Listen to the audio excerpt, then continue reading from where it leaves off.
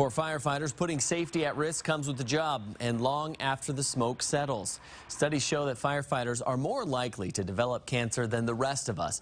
The smoke and soot they are often exposed to is filled with chemicals known to cause cancer. It gets embedded into the clothing designated to protect them. New on Nightside, Kyle Simchuk shows us the steps local departments are taking to keep crews safe. And Kyle, this story came about when you saw something a little unique at a fire you were actually covering.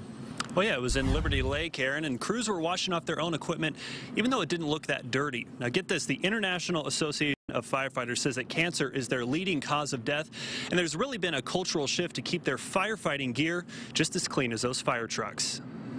Being a firefighter takes a lot of guts and gear. 20 pounds of protective clothing separates crews from the flames they fight to control and the cancerous smoke that engulfs them. Everything is toxic. It's all plastic. It's all petroleum-based products. It gets in all your pores, all your skin, everywhere on your body. It just seeps the gear and gets into everything. Michael Patterson, a Spokane Valley firefighter, knows just how lethal that exposure can be.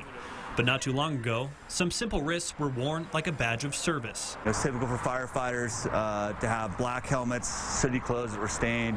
It just wasn't a common concern. Today, cancer prevention starts at the fire scene. In this case, a home in Liberty Lake. And you'll have another firefighter in full gear. He's going to spray off all the soot, insulation, any kind of contaminants off from your clothing. You'll immediately use basically wet wipes to wash down your neck, your hands, all areas around your face. After it's sprayed, the contaminated gear gets sealed in a plastic bag and taken back to the station, where it gets scrubbed to remove all sorts of things. Biological hazards to plastics to different types of residue. But it's still not safe to wear until it goes through this special washing machine.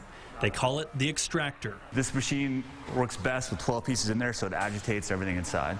After an hour-long wash, gear hits the dryer.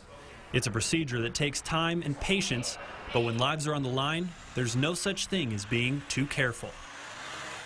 As you can imagine, those washing and drying machines, they're not cheap. They're about $20,000 to buy and install, but worth every penny, especially if they're saving lives. Aaron? Kyle, thank you.